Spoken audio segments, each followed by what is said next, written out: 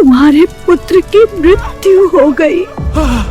इसका अंतिम संस्कार करना है।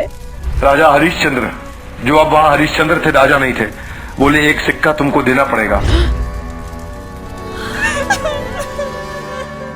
ऋषि विश्वामित्र थे, उनको पता चला हरिश्चंद्र जी के बारे में। बोला मैं देखता हूं, मैं इनकी परीक्षा लेता हूं सत्यवादी की। रात को महाराज हरिश्चंद्र को सपने में आया कि विश्वामित्र मुनि आए और उन्होंने मुझसे पूरा साम्राज्य दान में मांग लिया है। सुबह विश्वामित्र मुनि आ भी गए।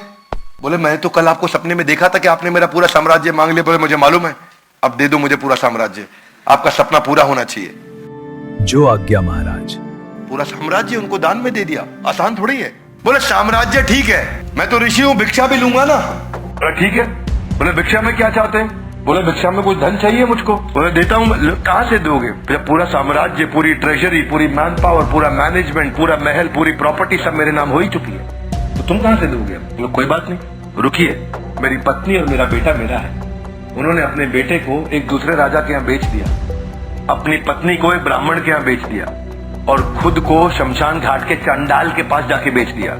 और बेचने के बाद जो एक मुश्त रकम मिली, अब कभी तनख्वाह नहीं मिल सकती, बेच दिया अपने आप, पर जो रकम मिली वो जाके ऋषि विश्वामित्र को दी। वो बहुत खुश हुए।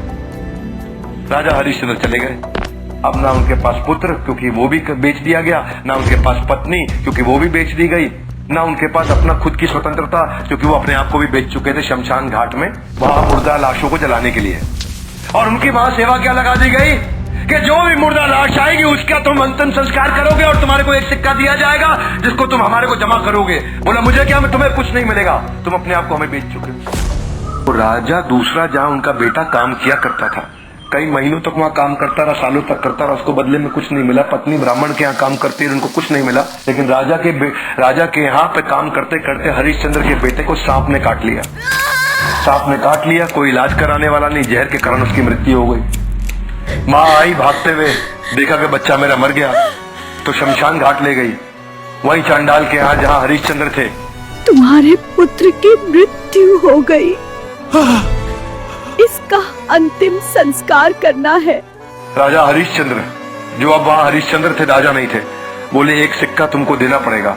बोली आपको तो पता है मेरे पास धन नहीं है, मुझे आप बेच चुके हो, लेकिन अब मैं पिता नहीं हूं यहाँ पे और तुम्हारा पति नहीं हूं, अब मैं यहाँ पे इनका बंधुआ मजदूर हूं। अगर तुम एक सिक्का नहीं दोगे तो अपने बेटे की मैं लाश को जला नहीं सकता। दोनों पत्नी भी और पति भी रोने लगे। और उसी के बाद तब भगवान को उन पर दया आई, उन्होंने दिए, पुत्र को जिंदा किया, राजमहल उनको वापस दिया।